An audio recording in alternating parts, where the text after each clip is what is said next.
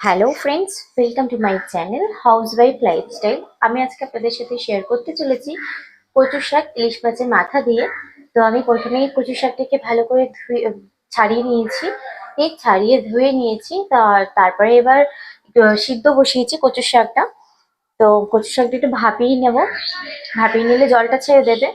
আর সামান্য পরিমাণে অল্প একটু জল দিয়ে ভাপাবো, যেহেতু কচু শাক থেকে এমনি জল ছাড়ে। তো ঢাকা দিয়ে দেবো, আর অল্প পরিমাণে একটু লবণ দিয়ে ঢাকা দেবো, তাহলে কচু শাকটা তাড়াতাড়ি সেদ্ধ হয়ে যাবে।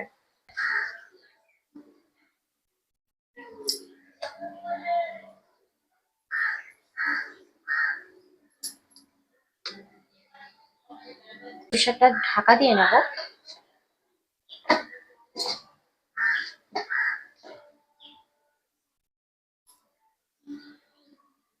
ততক্ষণে চলুন মশলাটা করে নিই কচুর শাকের। তো বন্ধুরা, আমি এখানে কচু শাকের জন্য নিয়েছি হচ্ছে কিছুটা পেঁয়াজ আর অল্প পরিমাণে রসুন। এই দুটো আমি একসাথে পেস্ট করে নেবো মিক্সিতে।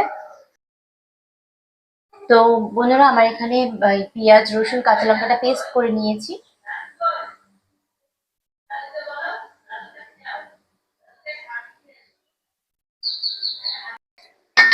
এখানে বেশ ভালো কচু শাক থেকে জল ছেড়ে দিয়েছে। তো এখানে কচু শাকটা ভাপানো কমপ্লিট এবার আমি হয়ে কচু গেছে। শাকটা এবার আমি জলটা একটু ঝরিয়ে জলটা নেবো। ঝরিয়ে নেবো কচু শাকের। তো বন্ধুরা, আমি এখানে কড়াই বসিয়ে নিয়েছি। কড়াই বসিয়ে নেওয়ার পর আমি প্রথমে তেল দিয়ে নেব।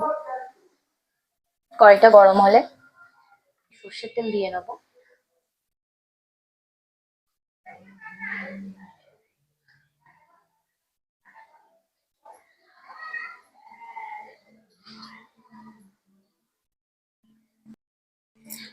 তো তেল গরম হয়ে গেছে, এবার আমি মাছের মাথাটা দিয়ে দেবো।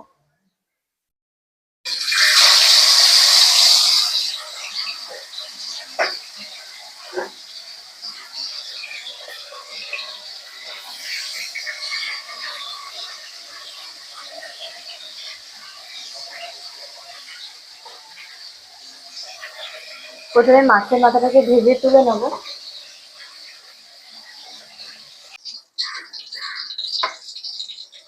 আমার এখানে মাছের মাথাটা ভেজে নেওয়া কমপ্লিট হয়ে গেছে, তুলে নেব।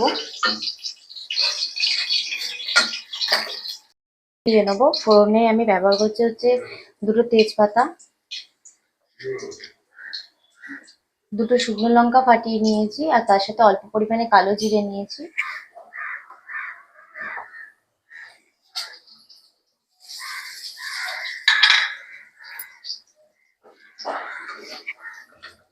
এই যে পেঁয়াজ রসুন কাঁচা লঙ্কার পেস্টটা দিয়ে নেবো।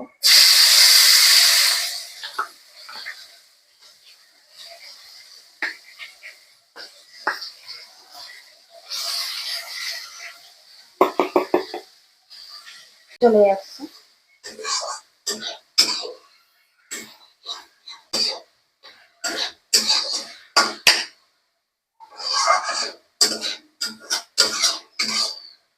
এটার কাঁচা গন্ধটা বেরিয়ে গেলে আমি যে কচু শাকটা ভাপিয়ে রেখেছি সেটা দিয়ে ভালো করে আবার কষাবো।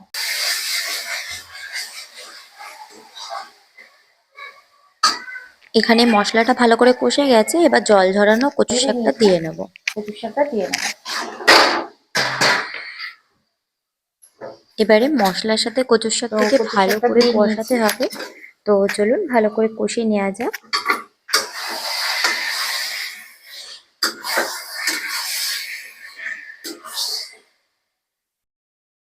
তো এখানে আমি একটু ঢাকা দিয়ে দিয়ে কচু শাকটা ভালো করে কষিয়ে নেব। আমি এখানে ঢাকনাটা সরিয়ে নেবো, দেখবো এখন জল ছেড়েছে। তো আমি এখানে লবণ দিয়ে নেবো স্বাদ মতো।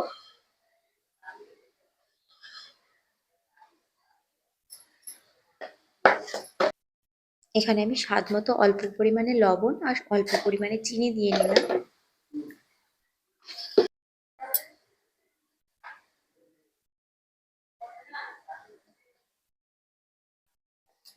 তো বন্ধুরা, এই সময় আমি মাছের মাথাটা এখানে দিয়ে নেবো, যেহেতু অনেক তো আমি এবার একটু হলুদ দিয়ে নেবো। আমি হলুদটা বেশ খানিকক্ষণ পরেই দিলাম।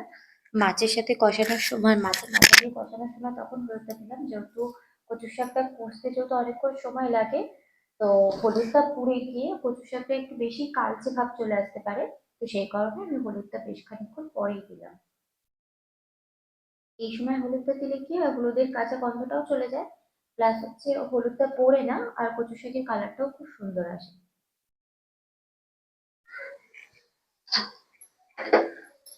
তো এখানে মাছের মাথাটা দিয়ে একটু ভালো করে কষিয়ে নিতে হবে। তো চলুন ঢাকনাটা সরিয়ে দেখে নিই। দেখুন তেল ছেড়ে দিয়েছে এখানে। আমি জানি না ক্যামেরায় আমি কতটা দেখাতে পারছি বা বোঝাতে পারছি। এখানে তেল ছেড়ে দিয়েছে, এবার একটু নেড়ে নেব।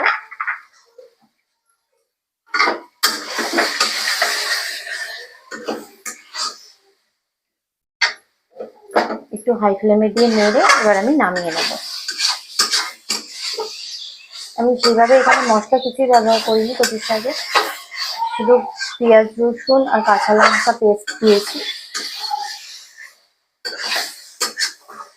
কচু শাক বারে বারে ঢাকা দিয়ে কষিয়ে নিতে হয়।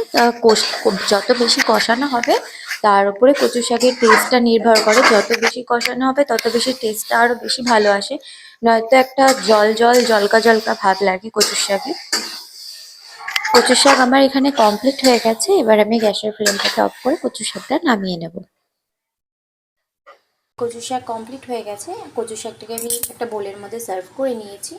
তো আজকের রেসিপিটা যদি আপনাদের ভালো লেগে থাকে অবশ্যই একটা লাইক করবেন, কমেন্ট করবেন, শেয়ার করবেন, আর চ্যানেলটিকে অতি অবশ্যই একটা সাবস্ক্রাইব করবেন যদি আপনাদের আজকের ভিডিওটা ভালো লেগে থাকে।